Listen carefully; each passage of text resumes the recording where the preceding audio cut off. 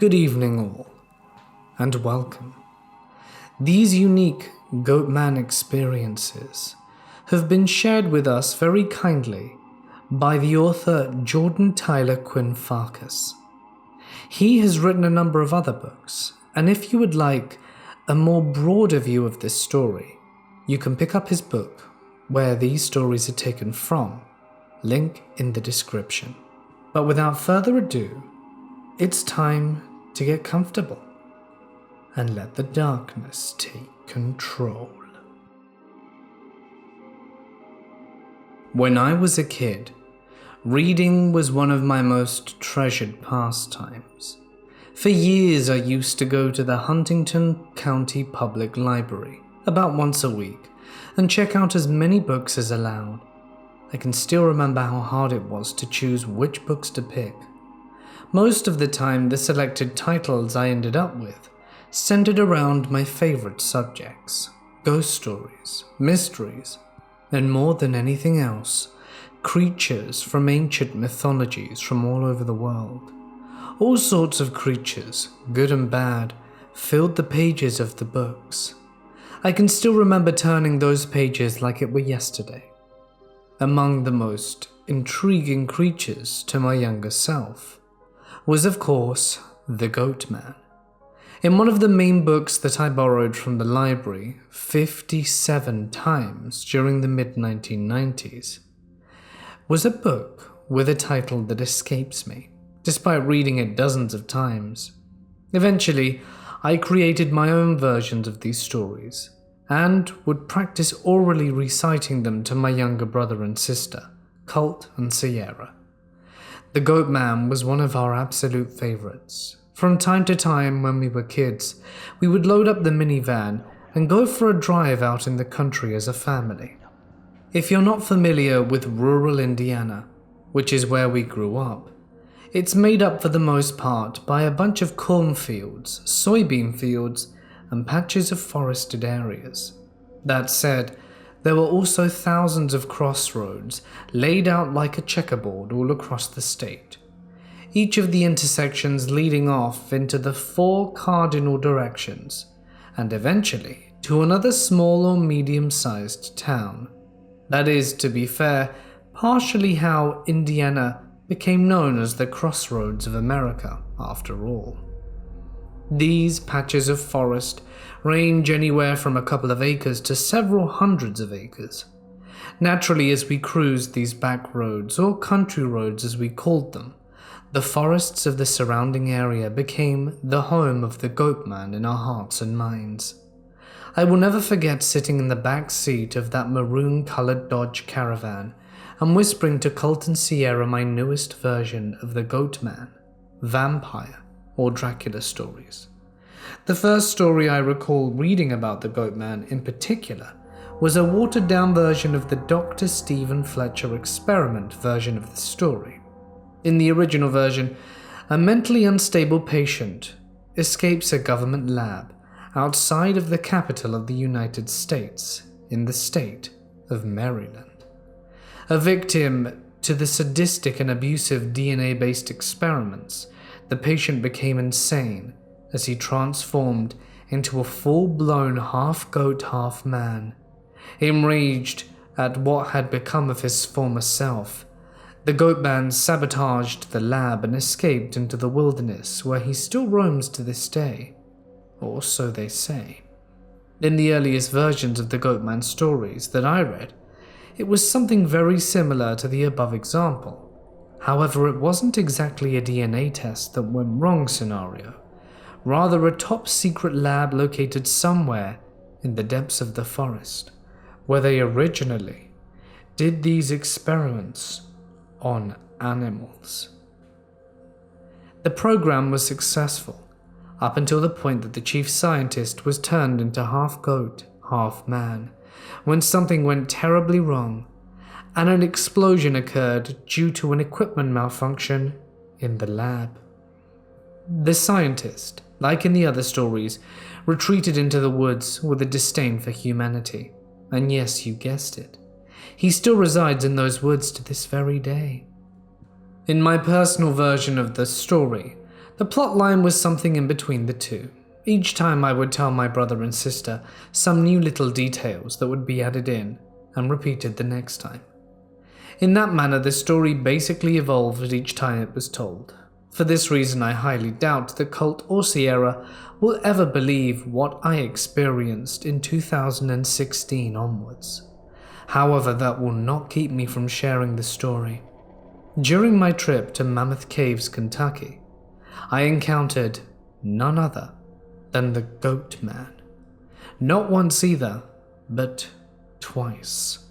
For those of you who aren't familiar with the mythological creature, the Goatman stories go back centuries, from mythology and legends of old pagan folklore and superstitions. The Goatman has been around for nearly as long as written history. If you know anything about the Goatman, you'll be aware that he basically appears the same as a faun or satyr. Satyrs come from Greek mythology and they're more or less male nature spirits. They have the same basic shape as a man, but with the legs of a goat or horse, and apparently sometimes can have human-like legs as well. However, they always have a tail, which is similar to a horse. Satyrs and fauns also have horns on the top of their head, as well as being known to have an exaggeratedly large member. I suppose you could say they appear somewhat devilish by all means. They're known to dwell within forest, woodlands, marshes, mountains, and in other wild places far from human civilization. Aside from being similar to fauns and satyrs, the Goatman has been known by many other names over the centuries, and perhaps even longer. As far as the Goatman being spotted in Kentucky, the oldest reports I've ever heard of date back as far as the mid-1700s, and truth be told even further if you take into account Native American folklore and oral history passed down from tribe to tribe, and then to the settlers. These Native American tales include similar creatures to the Goatman, Dogman, and Bigfoot. According to these indigenous tribes, the creatures were said to have lived in the area centuries longer than their own people had. They told stories of these beings living alongside the giants and other strange, magical, and terrifying creatures from ages ago. In northern Kentucky, just as with southern Indiana and western Ohio, supposedly the beasts devoured and ate some of the livestock and generally horrified these families until they were forced to abandon their homesteads in the wilderness of the early American territories. More than one recorded account as such occurred in and around the Jefferson County area of Kentucky in the 1800s. In modern media, such sightings have been reported in Kentucky since the 1940s, specifically in Jefferson County. Today, parts of Kentucky, specifically the areas known to the locals as Kentuckiania, as well as good old Jefferson County, are some of the Goatman's main stomping grounds. One area in particular on the eastern side is home to what has been known as the infamous Jefferson County Goatman Trestle. Apparently sightings of Goatman-like beings have occurred there and around the trestle for decades according to locals. I know this firsthand as I've lived in the Fort Knox area on and off for a handful of years. Anyway, the railroad trestle is more well known for incidents associated with the Goatman. As recently as 2016, she and her boyfriend were hiking the trestle in search of the legendary creature when an oncoming train appeared on the track, and it was too soon for her to get to safety. The young man was able to hang onto the tracks until the train passed, but barely. It was a mess and a real tragedy. Even more, it furthered the local legend that the Goatman and his presence are near those tracks. In any case, my own encounter with the Goatman, which I was not looking for or expecting, occurred approximately 1.5 hours south and slightly to the east of Jefferson County, Kentucky. If you've ever been to Kentucky or any of the Appalachian states, you'll be fully aware of just how much nature there is out there. Millions of acres. That said, the fact that my encounter with the mystical being was at least 75 miles away from Jefferson County and their long-standing history of Goatman sightings makes me question whether it's an entire species out there similar to Bigfoot. However, on the other hand, a deity-like being such as Pan would make short walks of a 75-mile distance, believe me. In other words, if you believe that being that I encountered south of Jefferson County could have been the same as the one sighted in Kentucky over 300 years ago. Back in the summer of 2016, I did quite a bit of hiking and camping in the state of Kentucky. During the time, I visited at least a dozen protected areas, including parks, forests, and nature preserves. One of the central locations that I frequented was my favorite national park and famous UNESCO World Heritage Site, Mammoth Caves. It's supposedly one of the most significant cavern systems in the world. In fact, there are rumors that the cave leads directly to the center of the earth, and depending on who you talk to an inner earth civilization of lizard people, or else to hell itself. I chose this particular spot because I'd heard it was supposed to have a lot of caves off the trail. Years prior to 2016, I was told by a relative that they found an entrance in one of the main caverns in this particular forest, so it was my full intention to discover at least one of the alleged back doors to the cave system. That, however, is not what ended up happening at all.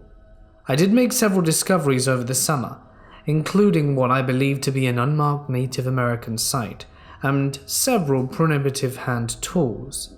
I also found a species of mushroom used by a priest and shaman of indigenous cultures of the past, which, according to the number 1 and number 2 mushroom identification guides in the world, most of these specific species of mushrooms supposedly don't exist in the area. My first visit to Mammoth Caves National Park occurred in May of 2016. At the time, I was backcountry hiking and camping for the most part, as it was on my first trip to this forest in particular. I was unaware of the unusual park regulations and so set up my camp in the same manner I do in most national and state forests that I'm exploring. I find a lonely section of trail first, find the most suitable spot for pitching a tent, at least 100 yards away from the path, and make sure my campsite is about 300 yards or further from the nearest fresh water source like streams or rivers. And later I would find out that backcountry campers are only allowed to camp overnight in the park's pre-designated camping sites. These sites are set between a mile or 2 or 3 down any given trail, as I mentioned. However, I was unaware of these stipulations for backcountry campers on my first trip, so I was illegally camping more or less. The trail I selected for my first trip to the back was in actuality a well-used horseback riding trail. Over the years hiking and camping and such in national forests, I have found that horseback riding trails are often more challenging, as well as being incredibly scenic in comparison to many of the normal footpaths. That said, I followed this particular trail around a mile or so before jumping off and searching the forest for a suitable spot to camp. Eventually I came across a stream and followed it long enough until where it emptied into a larger creek. I then traveled down until I spotted the trail again. After scouting around for a while and getting a better feel for the area, I returned to the creek and explored it until I found an area with several waterfalls, and then I broke out a camp in the surrounding wilderness. I believe that the first trip I made to Mammoth Caves National Park lasted around 5 days. It was pretty uneventful compared to later trips. However, it was more than fascinating to me due to the handful of discoveries I made. The most intriguing development was finding what I believe was a legitimate Native American holy site. However, being somewhat more familiar with the indigenous legends of the area, it could have easily just been an ancient hunting camp as well. The particular site I'm referring to was maybe half a mile upstream from my campsite. The campsite itself was extremely well hidden, meaning you couldn't see it from 30 yards away, let alone from the nearest park trail, which was at least a third of a mile away. The potential Native American site that I found was even better hidden. In fact, if I had discovered it sooner, I would have more than likely made it my campsite, as it would have been absolutely perfect. The site was located between a couple of ridges which were several hundred feet high and well away from any trails. The stream that flows beside the site shows up on all maps as a dry branch of a local creek. I also found several spots on the creek bottom that were quite visible stone tool markings. Shortly after returning home from this particular trip and doing some research on the things I'd come across in the area, I realized I'd been camping illegally the whole time. This in turn led me to very carefully study the map of the national forest and its backcountry camping sites, trails and water sources before returning for a second trip a few months later. The next time that I went to Mammoth Caves National Park, I chose a trail, a backcountry camping site that was absolutely isolated. In comparison to other areas within the park, there was nothing else around at all. In fact, I was particularly intrigued with this trail because it was clearly separated from the rest of the park, including the entire trail system itself. Being the sort of place I enjoy to explore, I decided to go check it out. The trail itself is around 2 miles long, which isn't exactly long to be honest. However, the trail is completely isolated within the park system, and so I wanted to find out what it was about. After a short hike from the trailhead, I stopped for a rest and began to realize how uncomfortable I'd gradually started feeling over the first 45 minutes or so of the hike. My hiking partner at the time, Blue, mentioned feeling the exact same way without me ever saying as much first. We took a short rest before we grabbed our packs and carried on. The strange feeling of uncomfortableness, as well as being watched, didn't stop there. Quite the contrary. The feelings grew as time marched on. A couple of hours later, we made it to the end of the trail and finally came to the muddy waves of the Green River, which is brown, not green. The designated camping spot created by the National Park Service wasn't much other than a mostly flat patch of dirt with an iron grate for having a cooking fire. In all honesty, we were quite disappointed. After a day at this campsite, I decided it was best to move camp slightly into the woods on the same day that we moved camp, and I realized that our water supply was dwindling down and that tainted, muddy Green River was not suitable for drinking even after purifying. And believe me, I used tablets and triple filtered it with a cloth and mesh, and it still wasn't worth drinking. So I did the only thing that I could given the situation and went out in search of alternate drinking sources. For the better part of the afternoon, I spent a great deal of time searching the woods high and low for streams or creeks that might empty into a nearby river or even a stone pool of water.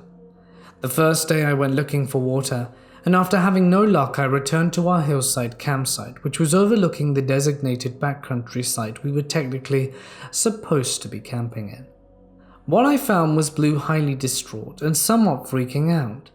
When I questioned Blue about what happened, her response was that I probably wouldn't believe her even if she told me. She seemed tickled, but at the same time in disbelief, and somewhat put out. I found her answer pretty disturbing initially. It was no secret I'm very open-minded, as well as very experienced in many things paranormal. Eventually, after some amount of coaxing, she finally agreed to tell me exactly what had disturbed her so much while I was away. According to Blue, while I was searching for water, she had gone out doing her day piddling around the forest near the camp, in search of medicinal flowers and herbs, and just generally enjoying herself. It was during these actions that she felt as if there were eyes on her the entire time. And apparently only a short time before I returned to camp myself, Blue had settled back into camp, and the feeling of something watching her had been so strong that she couldn't stop herself from turning around and glancing up at the trail. What she claims to have seen was, in her own words, a deer the size of a horse, and it was radiating golden rays of sun as if light were contained inside its body. At the time, I didn't know what to think. Blue and I were good enough friends. We'd known each other for a handful of years and had no tendency to be dishonest or exaggerate between us. That said, I honestly wanted to believe what she was telling me, but I just didn't know that I could. I mean, come on, a glowing deer the size of a horse? To most people, it would be laughable to even consider that she'd be telling the truth. Regardless, I tried to believe my friend wouldn't be making something like this up, for attention or otherwise. Later, after returning home from this particular trip, I would perform research that would eventually raise my level of awareness concerning how many other people have cited something similar. Even more, spotted in this exact part of the state, I found out that as far back as the 1700s, settlers reported seeing something similar while writing letters to family and friends in their journal entries. Basically, my research, which you can duplicate by spending a few hours Googling the keyword Goatman, Jefferson County, Kentucky, and giant glowing deer, yielded me far more than enough results to accept Blue's word as truth. And honestly, it felt good to know that she'd not lied to me. That said, the giant glowing deer appeared to Blue and was not the pinnacle of excitement for that particular trip, not even by a long shot. However, the most frightening experience that we had that entire summer was very soon to happen. And believe me, it changed my life as well as how I view the forests and wild places of North America. As I mentioned earlier, I was out trying to get water. It was actually the first time I'd ever found myself in such a situation. I'd usually make sure to pack a ridiculous amount of food and water if I was going to be camping somewhere for more than a few days. However, this time, based on the map and amount of water sources found on the last trip I made to the same national park, I foolishly believed that the 3 documented streams, including a major river in the area, would provide more than enough water. That said, we packed enough water and food to last us the amount of time we thought we'd be there. That being said, each time I left the camp seeking out water, I returned to Blue only for her to have another strange experience to share with me each time. While I was away, there seemed to be no end of tracks that would appear near and around our camp. They included extremely large canine prints, cloven hoof prints that I mistook at the time for elk. I recognized that they weren't deer tracks and thought that they were bigger than deer, maybe elk, and there appeared to be bare footprints that could have only been made by a woman or child due to size. They would always appear when I was away, and they did appear, and they were circling the general area. I might have written it off as busy foot traffic for local hikers, due to the river and the narrow trail. However, the prints were much stranger due to the fact that we never heard or saw any other people. And furthermore, we most certainly never heard any dogs running around or barking either. So I can only speak for myself, but these footprints, dog tracks and goat tracks, to consistently show up around our camp day after day was beyond strange to me. I really wasn't sure what to think at the time. All I knew is that it was far from normal and something wasn't quite right. I was never able to shake the feeling that something was watching me. Speaking of which, the entire time I was scouting around these hills, ridges, woods, and river's edge, I felt as though I was being stalked by a predator. I stopped, suddenly twirling and crouching, scanning the trees, but I never did catch sight of anything. By the 5th day, I had searched the deepest trails of forest and hadn't come up with any more than a few mouthfuls of water. To make matters worse, we had no water left at this point, so we packed a day bag with supplies, mainly empty water containers, and went on one final quest to find enough water to last more than a few days in the wild. Hiking down the trail, I navigated us to one of the lone water supply spots I'd managed to track down, even remotely close to the camp, which was about a mile or so. However, the pool was stagnant, and looked extremely unhealthy. So we filtered a bit of water from the upper end of the stream far from the pool where the water was clear and flowing over rocks and grass, and filled it up. I'd been collecting water from this source for a few days, just enough for us to stay hydrated. The problem was it hadn't rained in quite a while, so every time that source of water shrank drastically, and I knew that the water would be gone by the end of the day. We must have trekked around 15 miles in search for suitable water sources that day. And eventually, we found a couple of dry creek beds, which I'm a complete sucker for, and we ended up following this route for well over a mile, perhaps 2. The thin stream of water was gathering in a stone basin, which was conveniently shaped and positioned perfectly as a drinking bowl. After drinking our fill, as well as refilling our water bottles, we headed back towards our camp, discussing the situation. At this point, 5 days in a row, there was no way we could sustain for 2 more days, let alone 3 or 4, without digging water taps or wading out in waist-deep mud of the riverbank. I'd already tried the riverbank more than once, and successfully, however. It was extremely dangerous. Earlier that week, I believe on the 3rd day after searching for water unsuccessfully, I'd lost one of my shoes in the quicksand shore. It happened when my legs had been sucked out from underneath me, and I was trapped in the mud down over my knees on both legs. This caused a moment of pure panic for me. However, thankfully, I had the sense to instantly stop moving. As soon as the mud had grabbed a hold of me, I remember that absolutely any physical struggling in a situation like this was a sure way to make things much worse and possibly even be fatal. That said, I made my way out of the mud before the river got me, or being swallowed by the several meter wide shoreline itself. As a side note, I remember finding a shirt, a flip-flop, and a machete less than 10 meters away from that very spot where I was sucked into the high mud. At the time I didn't think much of the gear, other than it was odd to find 1 flip-flop and not 2, as well as a perfectly good machete being left behind. Other than that, the stuff was so close to the designated backcountry camping site that it wasn't out of the ordinary to find some gear left behind from travelers past. We decided that the best course of action would be to call for an extraction instead of toughing it with no water. Neither of us wanted to dig for water, and we weren't willing to risk the muddy river water either. So after powering on our phone and hiking to the nearest hilltop in order to get good signal service, we made the phone call to our ride, which is located 2 hours away.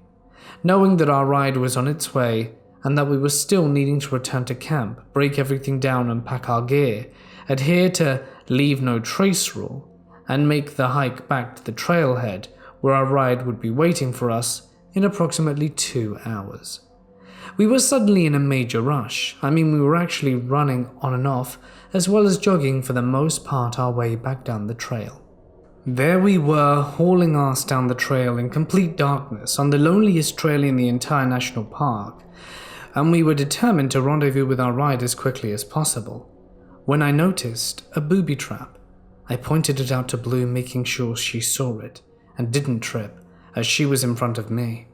At that moment, we both felt extremely uncomfortable, confused, and quite honestly, scared. My first thought is that we'd been way too loud hiking around earlier, and we'd maybe attracted some unwanted attention when we'd ventured out onto the nearby country road in search for water earlier. I've been through and even lived in some of these little mountain towns, and believe me, I've heard some disturbing stories about human hunters. Of course, my second thought is that we've got some human hunters out in the woods probably watching us, just waiting for us to trip, so that they can take us and do whatever it is that those crazy people do. I was extremely cautious and started slipping into survival mode mentally. I turned my headlamp off and let Blue continue leading the way forwards and down the path, and began allowing my eyes to adjust to the darkness. I remember thinking to myself that I knew how to hunt, as I gripped my machete's handle with one hand.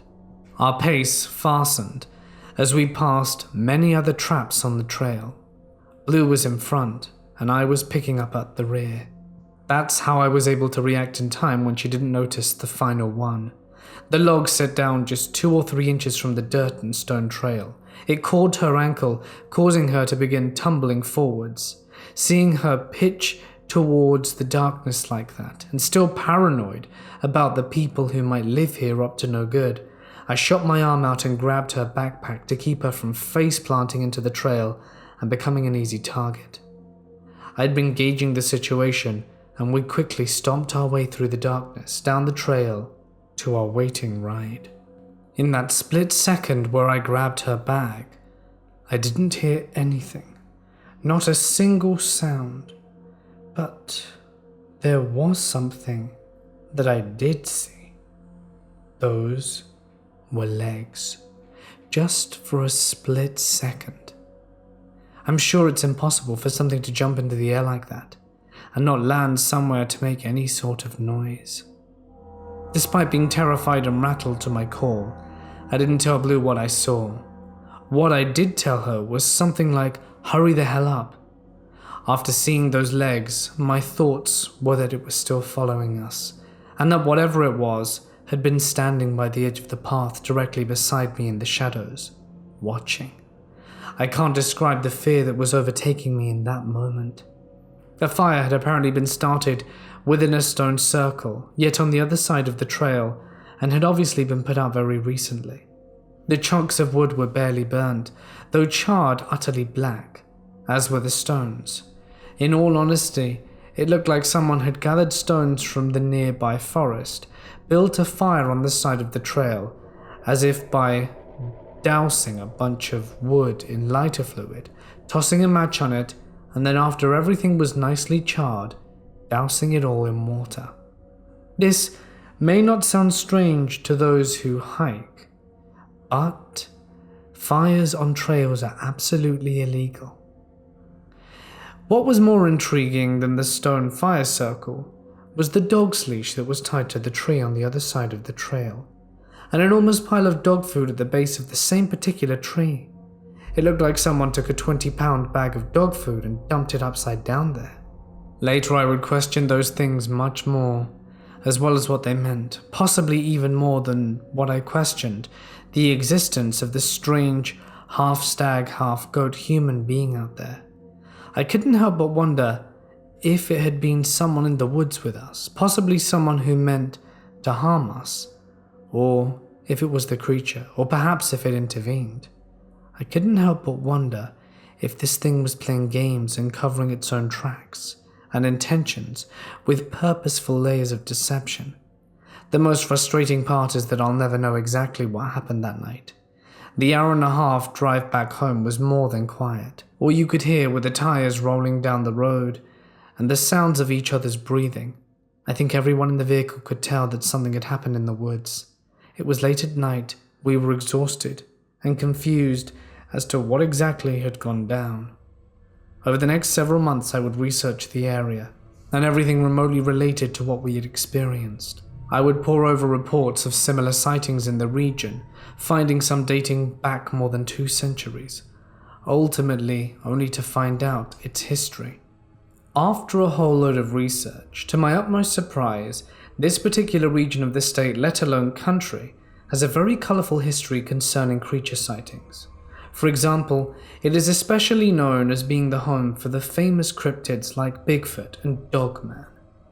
It's also well known for Goatman sightings and many other types of rare cryptids and elusive birds, funnily enough. That's when I decided that I needed to go back. There were even some accounts going back as the 1700s. Not to mention Native American accounts of once human sorcerers who traded their last shreds of humanity, completed wicked deeds in exchange for wonderful abilities. These beings, as you may be aware, are known as skinwalkers. I immediately began planning a trip back to the exact same area of the national forest where I had initially sighted the creature. So after packing up enough supplies to last me a few days, including my ultralight 9mm Taurus with hollow point rounds, and headed back to Mammoth Caves once again. This time, however, I wasn't going to be walking into the supernatural or a literal bunch of booby traps. I was prepared as I was ever going to be. It was early March and freezing cold outside, so much so that I had 2 or 3 pairs of pants on, the same with shirts, face mask, and heavy winter gloves. And then, without fear of judgment or giving a damn of who might pass me by, I began seeking out into the woods and speaking to them, directly trying to communicate with the creature itself. I assumed that it was watching there as I listened. I asked if it remembered me from last time and why it had set traps in the trail for me and my buddy. I asked why it had let me see its legs. I wasn't sure if it was its intention or not. At this point, I don't think it was. So in this manner, walking and talking, I hiked down on the trail for another mile or so. Eventually, I reached the campsite I'd set out for.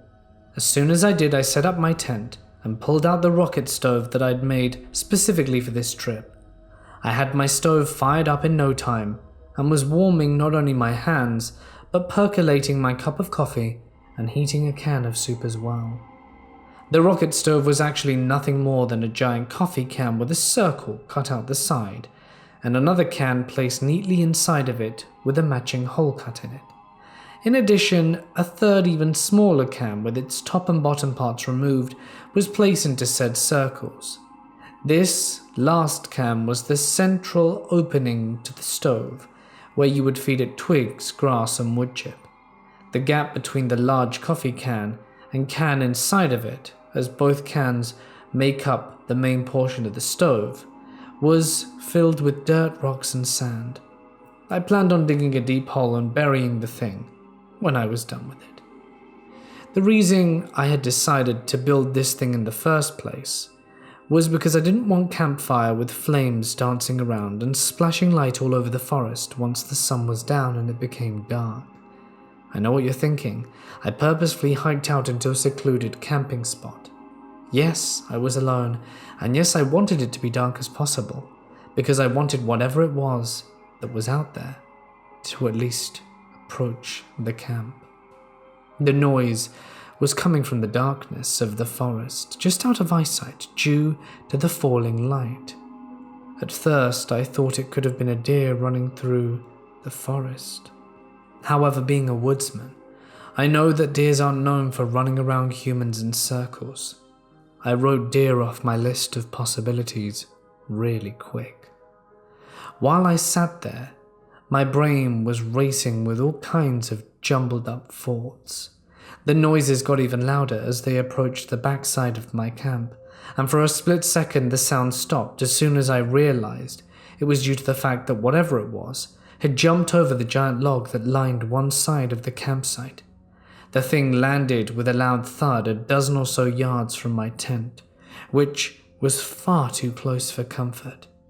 Large game like deer or elk and moose are known to make sounds like this. It's this hoarse exhaling through the nostrils. In addition to the sound of hooves stomping and scuffing the ground near my tent, it also filled my ears. Due to the sudden turn of events, I pulled my weapon out, causing a hollow .9mm round of ammunition to slide into the chamber. I lay there breathing heavily, heart beating in my ears, clutching my pistol to my chest, straining to hear each little noise I could plainly hear. I could still make out the stomping between my tent and the enormous log I had pitched near it. It stalked back and forth a few times, snorting and scuffing up the earth as it went. Finally, after what seemed like forever, the noises stopped. I waited, finger literally on the trigger, but hearing nothing else, I decided the creature must have retreated back to the forest. And after a few more minutes of total silence, I slowly released the magazine from my handgun, removed the live round from the chamber, and re-added it to the mag before slipping it back into the pistol. Removing the live ammo and re-engaging the safety mechanism of the pistol took about 2 seconds, which I'm reasonably sure it or anyone else could have heard from outside the tent.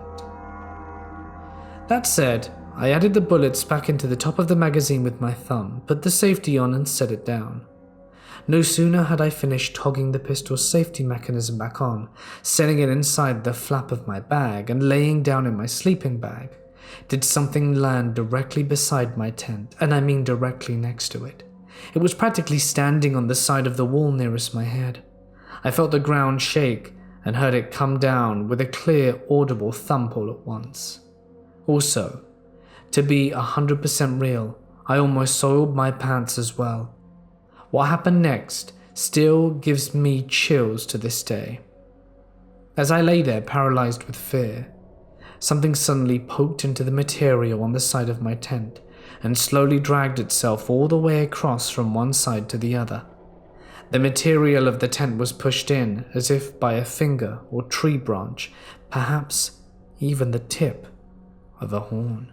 Whatever it was that moved it was in such a smooth and wavy sort of motion, it put me in the mind of some deranged lunatic or killer walking around and pushing it with the tip of its finger and grinning maniacally up at the sky, just knowing the terror he must instill in his victims. Inside the tent, laying there with less than 1/10 of an inch or however thick the material was, I was in total disbelief and could not believe what was happening to me. It seemed that who or whatever had been loitering at the edge of my camp had purposefully waited to approach me until I retreated into the tent, and then once they did approach, waited until my firearm was on safety and put away. I don't believe in coincidence, and it still doesn't. The facts are that at any moment my gun was put up was the moment that thing jumped over my tent. It could have done it at any time, but it didn't. It chose to wait until it heard the weapon being unloaded and stored away. Only then did it get close enough to my tent. Did it leave me no more room for guessing. Now I knew for sure that it had not merely been tricks of the imagination earlier in the summer, when I had seen those massive goat legs disappear into the dark. Everything I had witnessed up until this point had become very real very quickly. The hoofs, the legs, the prancing around my camp in the shadows, all of it and so much more. I don't recall much else about that night. In all honesty, to the best of my knowledge, nothing else happened. I lay there, completely frozen in fear, until I fell asleep. Nothing else eventful happened for the rest of the trip. Next morning I had coffee, calmly packed my gear up and headed back down the trail towards the trailhead. Part of me was deeply satisfied with the extraordinary experience I had on that trip. However, an even more significant part of me was far from happy. I was left with zero doubt that the Goatman was real, and now that I had indeed seen him, more questions than ever before were swimming and formulating in my mind. I got home, and after a hot meal and shower and rest, I began searching the area quite extensively. It was practically an obsession for a short period of time. I pored over everything I could access via the internet and even considered visiting some local libraries, but opted to skip the latter due to my uncomfortableness speaking with others about the incident at the time. So, on my internet-based crusade, I soon found out some pretty interesting facts that made me even more curious. Among the more interesting data I came across was the fact that the specific tract of forest that now belongs to the national park had been dubbed Goblin Knob by the locals a couple of centuries ago. In other words, the wooded area that I'd witnessed the half-man, half-stag being. As you can imagine, when I came across this quirky little fact about the area, I couldn't help but wonder to myself if this creature, or being, had something to do with the name the locals had given it. I wonder if it had something to do with why the National Park Service had decided to run a single trail through the area and left out any pavilions, picnicking areas, campgrounds, or restrooms. Basically, there's nothing in this area except an old chimney place and a single backcountry campsite, if you can even call it that. Hey guys, it's Mort here, and thank you so much for listening. I hope you enjoyed these unique Goatman experiences. If you did, be sure to let me know, and perhaps there will be more in future. I look forward to hearing to what you have to say. As always, I'd like to extend a huge thank you to my wonderful patrons for their continued support. It really does mean a lot, and if you would like to learn a bit more about Patreon, you can find the link in the description. Basically, all that it means is that you set aside a little bit of money every month and help keep the channel running by donating it. Of course, it really helps me out, and it means a lot, but there's no obligation. Not to mention you get a handful of perks for doing so. So feel free to look into it if you are so inclined. I hope everyone is doing well. I'm doing okay. My voice is still a bit funny. I'm not sick, I hope. But yeah, other than that, nothing new to report, really. That being said, I wish you all good health, and I'll see you in the next one.